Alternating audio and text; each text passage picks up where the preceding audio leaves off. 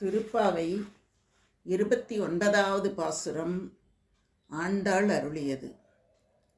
சிற்றம் சிறு காலே வந்துன்னை சேவித்துன் பொற்றாமரை அடியே போற்றும் பொருள் கேளாய் பெற்றம்மே துண்ணும் குலத்தில் பிறந்து நீ குற்றேவல் எங்களை கொள்ளாமல் போகாது இவற்றை பறை கொள்வான் அன்று கான் கோவிந்தா எற்றைக்கும் ஏழேழ் பிறப்பிக்கும் உந்தன்னோடு உற்றமேயாவும் உனக்கே நாம் ஆட்செய்வோம் மற்றை நம் காமங்கள் மாற்றேலோரெம்பாவாய் என்கிறார் ஆண்டாள். சிற்றம் சிறுகாலே வந்துன்னை சேவித்து, வைகரை பொழுதிலே வந்து உன்னை நாங்கள் வணங்கினோம். உன் பொற்றாமரையடியே போற்றும் பொருள் கேளாய். உன்னுடைய தங்க தாமரை போன்ற உன்னுடைய திருவடிகளை நாங்கள் போற்றுகிறோமே. எதற்காக போற்றுகிறோம்? எங்களுடைய கருத்தையும் நீ கொஞ்சம் கேளேன். எல்லையற்ற பெருமை பொருந்திய நீ மாடு மேய்த்து உண்ணும் இடையர் குலத்திலே வந்து பிறந்தாய். அப்படி எங்கள் குலத்திலேயே நீ பிறந்து எங்களை நீ சிற்றடிமையாக கொள்ளாமல் விட்டுவிடாதே. எங்களை நீ சிற்றடிமையாய் கொள்ள வேண்டும். நாங்கள் உன்னை வணங்குவது இன்றைக்கு பறைகொள்வதற்காக மட்டுமல்ல. நாங்கள் நோன்பு நோற்பதற்காகவும் பறைகொள்வதற்காகவும் மட்டுமே உன்னை வணங்குகிறோம் என்று கருதிவிடாதே கோவிந்தா. எற்றைக்கும் எவ்வளவு காலம் ஆனாலும் ஏழேழு பிறவிக்கும், ஏழேழு பிறவி 14 பிறவின்னு சொல்கிறவங்க உண்டு, 49 பிறவின்னு சொல்கிறவங்க உண்டு.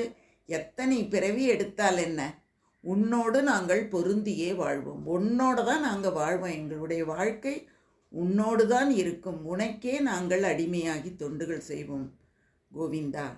இதையன்றி வேறு எந்த ஆசையும் எங்களுக்கு இல்லை.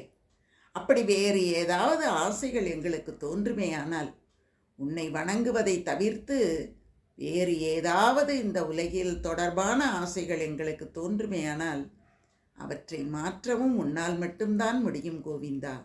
அப்படி தோன்றும்போது அவற்றை மாற்றி எங்களுக்கு நீ அருள் புரிய வேண்டுமே என்று கண்ணனை பார்த்து ஆண்டாள் பாடுகிறார். அடுத்து திருப்பள்ளி எழுச்சி. திருப்பள்ளி எழுச்சியிலே இன்றைக்கு நாம் பார்ப்பது 9வது பாடல். மணிவாசகப் பெருமான் பாடியது. விண்ணகத் தேவரும் நன்னவும் மாட்டா விழுப்பொருளே, விண்ணக தேவரும் நன்னவும் மாட்டா விழுப்பொருளே, உனதொழுப்படியோங்கள் மண்ணகத்தே வந்து வாழச் செய்தானே, வன் திருப்பெருந்துரையாய் வழியடியோம் கண்ணகத்தே நின்று களித்தேனே கடலமுதே கரும்பே, விரும்படியார் என்னகத்தாய் உலகுக்கு உயிரானாய் எம்பெருமான் பள்ளி எழுந்தருளாயே என்கிறார் மணிவாசகப் பெருமான். விண்ணகத்திலே இருந்து அங்கே உள்ள இன்பங்களையெல்லாம் நுகர்ந்து கொண்டிருக்கக்கூடிய தேவர்களால் கூட உன்னை நெருங்க முடியாது. அப்படிப்பட்ட மிக உயர்ந்த மேலான உண்மை பொருளாக இருக்கக்கூடியவன் நீ, மெய்ப்பொருளாக இருக்கக்கூடியவன் நீ. உன்னுடைய குற்றேவலினை நல்ல தவமாக கொண்டு வாழக்கூடியவர்கள் நாங்கள். உனக்கு ஏவல் செய்வதும் உனக்கு நாங்கள் அடிமையாக இருப்பதும் அதுதான் எங்களுக்கு தவம்.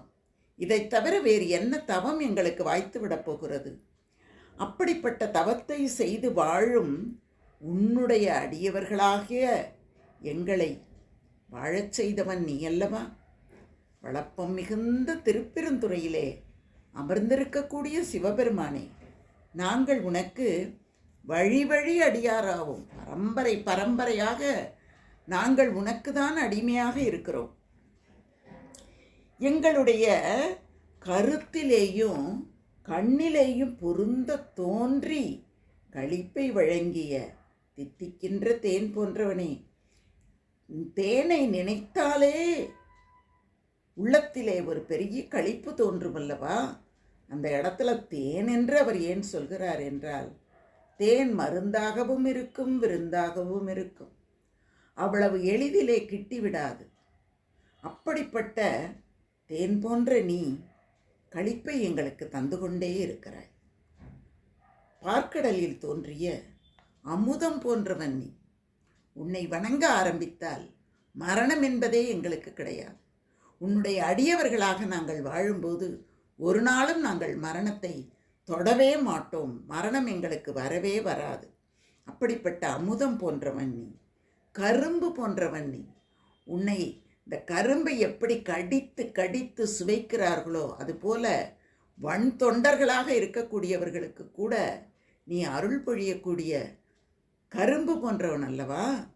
அன்பு கொண்ட தொண்டர்களின் எண்ணம் விட்டு அகலாது திகழக்கூடிய இன்பத்தின் மொத்த வடிவாக விளங்கக்கூடிய என் பெருமானை, உலகம் எல்லாவற்றுக்கும் உயிராக இருக்கக்கூடிய சிவபெருமானே, பள்ளியினின்று எழுந்து எங்களுக்கு அருள் புரிவாயாக என்று மணிவாசகப் பெருமான் திருப்பள்ளி எழுச்சியிலே நமக்கெல்லாம் கூறுகிறார்.